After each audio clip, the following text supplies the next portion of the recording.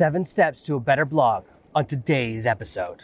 Today's episode is brought to you by Thrive Themes, blazingly fast WordPress templates and plugins built to get more traffic, more subscribers, more clients, and more customers to you. To find out how Thrive Themes can turn your blog or website into a money-making work of art, go to servenomaster.com/Thrive Themes.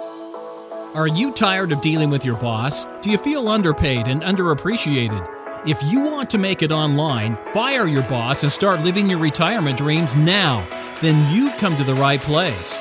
Welcome to SNM061 Podcast, where you'll learn how to open new revenue streams and make money while you sleep. Presented live from a tropical island in the South Pacific by best-selling author Jonathan Green. Now, here's your host. Thank you so much for bearing with me. And yesterday's episode, which was a little bit affected by the typhoon, and I apologize for that. I'll try to never be caught in a typhoon again. I'm back out on my dock for a beautiful morning. The weather seems calm. Hopefully, I'm not in the eye of the storm, and the worst part has really passed over me. And today we're going to talk about something really, really important. As you build your blog, as you grow your blog, as you reactivate the blog that you started years ago and has only made you a few dollars here and there, I want you to think about a few ways that you can improve your blog as a whole. And these are all steps that I'm applying more and more in my business. I don't want to pretend to you like I'm at the end of my journey, that I've completed and mastered every single skill in the art of the online marketer, because I haven't. I'm always looking for ways to improve. And as we go through these steps, I'll share with you exactly where I'm growing and improving in each of these categories, in each of these different ways. And the first one is developing catchy titles. I'm very guilty of writing really boring names for my podcast episodes, for blog posts in the past, and I've been working on improving that steadily. You may have noticed that my podcast episode titles got a lot catchier in the last week. And that's because I realized I needed to really apply my blog principles to my podcast episodes. And I needed to really up my game by making things catchier. And the way to find catchy titles, there's a couple of great ways to do it. One of the best tools out there is BuzzSumo. I don't really need their entire high-ticket product suite. What I like to use is their basic search. You can do a couple of free searches a day, and I just type in my category or the idea, like blog or podcast, and I look at all of the top posts in that category or in my niche. And anything that has a really catchy title, I write down, and I save that title, and then maybe I'll modify it a little bit later, or maybe I'll reuse it or do something similar. And their titles are ranked by how catchy they are, how effective they were, and how many social media mentions they got. And there's some similar tools to BuzzSumo. You can use NinjaOutreach. You can look on Huffington Post. You look on The Onion, which is a comedy site, but they still are very, very good at catching those clicks. Any research of this type is very quick, very easy. And what I recommend doing is building up a list of potential episode or blog post titles. The great thing about WordPress is that you can use draft posts. And I have right now, as always, more than 100 blog posts in draft. Whenever I want to put out another blog post, I can just go and find that particular draft message. You can do the exact same thing. Every time you have an idea, just save your list inside of WordPress as a draft. Save it in the demo section. No one else can see it except for you, the admin. And then when you go back later, you've already got a really catchy title taken care of. So the step handles itself. There are plenty of tools, plenty of ways to research and find catchy titles. Anytime you see a blog post you like or read a social media article, look at that title and save it. You can have a notebook or a folder. In copywriting, and this is copy, writing the title of your article is really copywriting rather than content. It's the sales writing. Everyone has a swipe file. Just last night, I was building out my ultimate swipe file, which has all these classic ads from the 1920s, 40s, even a few from before the 1900s, all the way up to the 1990s. All these ads, 600 pages of ads for people to hand copy and build out their copywriting skill. And this is exactly the same thing. Build out a file of really great article titles, blog post titles that catch your attention and that really fit your space. And you always have them at the ready. These will make a huge difference. Bring you more traffic from Google, more people will read different blog posts, and your entire business, your blog will thrive. Number 2 is very important, and this is to create an awesome bio or About Me section. I was just reworking my About Me section last week. I added the About Me section well after I started this blog. Really, when I started out, I just focused on having a homepage that I kind of liked and the blog page where I could start adding posts. But an About Me page is really, really important, especially as you're building up your name, as you're someone new in your market. Now, a common mistake is to make the About Me purely descriptive and just have a bunch of like information like a resume or your biography. That's okay, but that's not the end of your About Me, that's the beginning. The About Me is a great place for you to try and capture the email lead again. My name is Jonathan, and my goal in life is to help people quit their jobs and build new businesses. Here's my experience. Here's why I'm so great at my job. Here are some people I helped. And I would love to help you too. Enter your name and email address below and join my tribe. Get my free Quit Your Job Bootcamp, or take my quiz where we can analyze and figure out the exact decisions and ways you can change your career, how quickly you can quit your job. Do you see how it makes total sense? There's a total logical flow from doing an About Me, talking about yourself, into grabbing that email address. You don't need to sell a product. It's not a place to do a sale, but it's a great place to convince people to join your list. If someone's on the About Me page, they're already a little bit more interested in you. And your About Me is just like that key social proof and record, why should I trust you section. So it makes sense to end all of that information with the call to action. The third element to have, the third section you can have, and there are different ways to implement this, is your mission statement, your vision. And for some of you, your mission statement can be said in just a few sentences or a few words.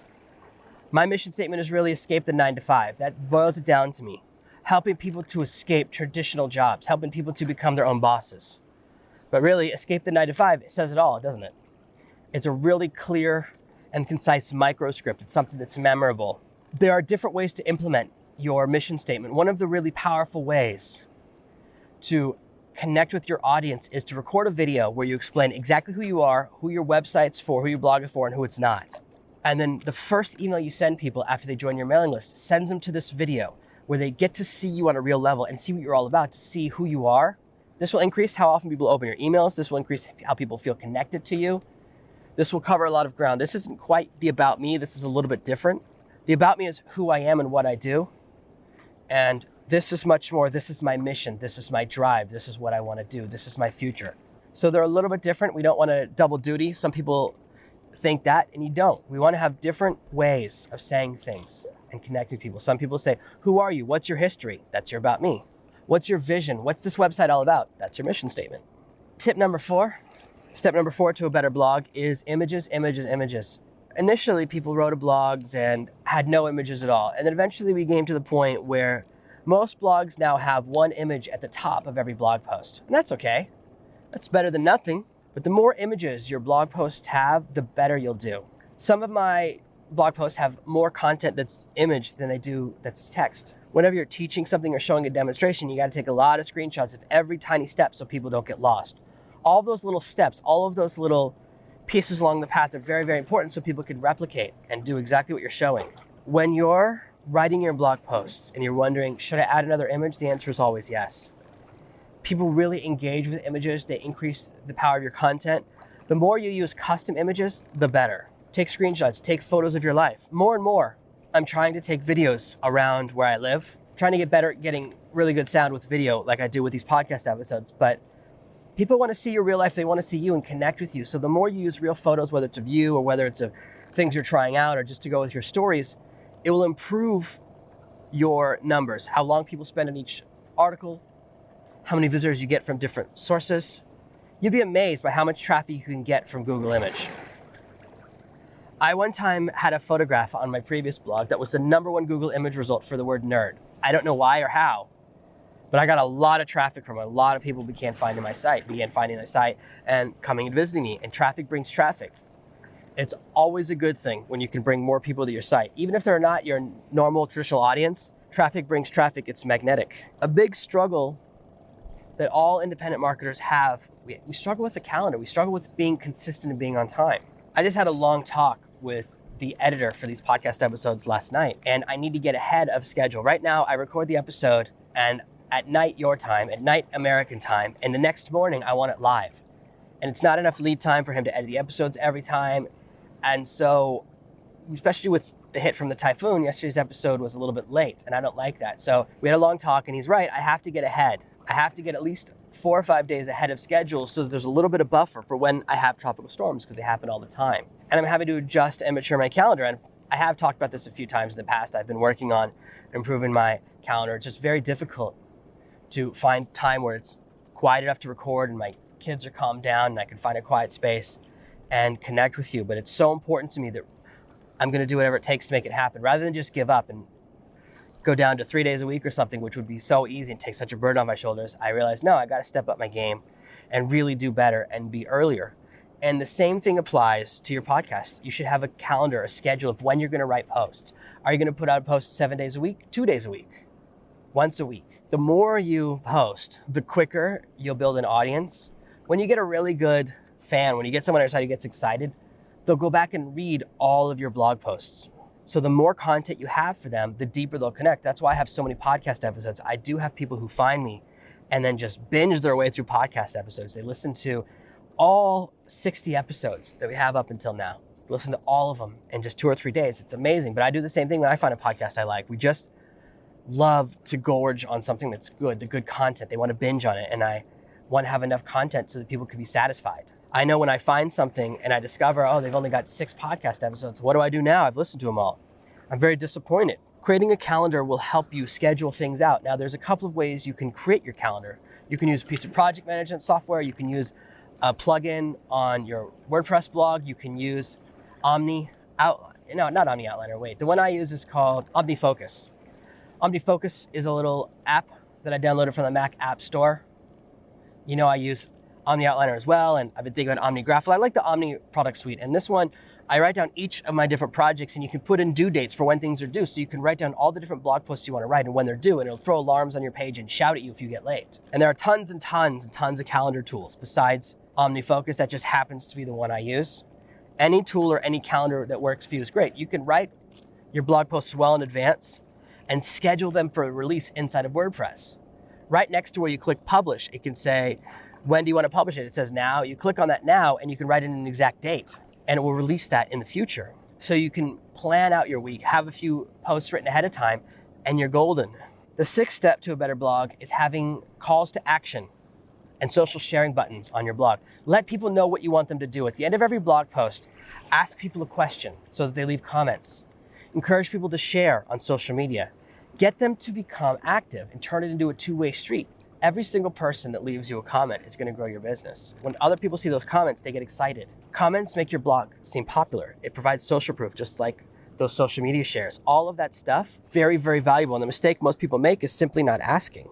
You have to tell people what to do. They read your blog post and they're about to go to the next one. But if you say, hey, quickly leave a comment, then they know, hey, I can just leave a comment and that will increase the value. That will increase the connection. That's what this person needs me to do. Just tell them what to do. Not everyone will do it, but enough will that it will change and turn your blog from something that's stagnant with no comments into something that's a little more active. You can have a lot of traffic, but if you don't tell people to leave comments, you don't tell people to share on social media, they won't. And it will look like your blog is a ghost town when in fact you have a lot of traffic and a lot of visitors who are just consuming your content like monsters, but they're so busy consuming they forget to leave those little comments. The more you can teach people what to do, the more you can teach them that your website is live, that your blog is something interactive, the better. So when people leave blog posts, when people leave comments, it's very important for you to reply to some of them.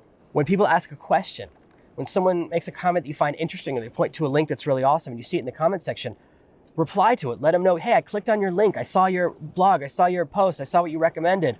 Or here's the answer to your question. That's going to blow their minds. When people see that, they go, wow, this really is an active blog, so that I can write something and the person who wrote the post will actually read it. Most people don't want to write a comment that just other readers are going to read. They want to write a comment that they know the writer of the article, the writer of the blog post is going to read. The 7th step to a better blog is to go back and clean up and improve your old posts. If you have mistakes in your past, if you have boring titles in your past, go back and change them all. Go back and clean things up. It's never too late to fix things.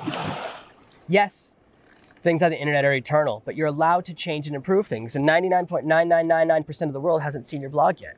Even if you're getting 1 million visitors a week, most of the universe hasn't seen your blog. It's okay to change, to improve, and to learn from these things. I constantly go back through and change my blog.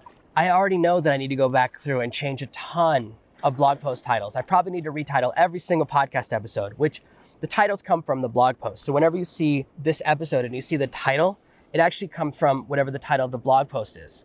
So changing all those blog posts is probably a step I just need to take so that people can see that, hey, these blog posts, these podcasts, they're really exciting. I'm the king of exciting content hidden behind boring titles. I spend ages titling books, and I need to take the same type of action when I'm working on the titles for my blog posts and podcast episodes. So together, we're both going to work on improving our businesses. Take the time to build a better blog. Take the time to put together the right steps and build the right processes so that it becomes automatic. I automatically add at least one image to every single blog post without thinking.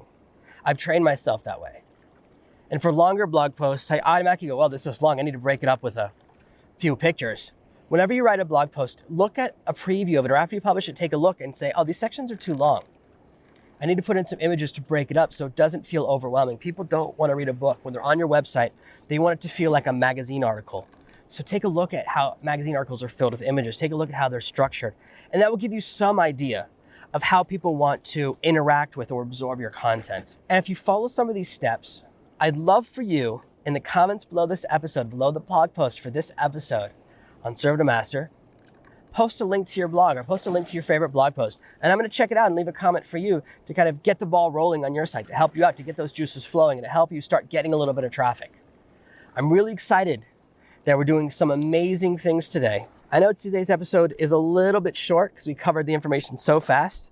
I didn't think we'd get through 7 so quickly, but I always want to give you as much value as possible. And I'm so excited to see your new and improved blog, and I can't wait to see you implement these 7 key changes, these 7 key steps to a better blog. Thank you for listening to this week's episode of ServenoMaster. Make sure you subscribe so you never miss another episode. We'll be back tomorrow with more tips and tactics on how to escape that rat race. Head over to servenomaster.com/podcasts now for your chance to win a free copy of Jonathan's bestseller, Serve No Master. All you have to do is leave a 5-star review of this podcast. See you tomorrow. Thank you for listening to the Serve No Master podcast. Make sure to subscribe so that together we can achieve true freedom.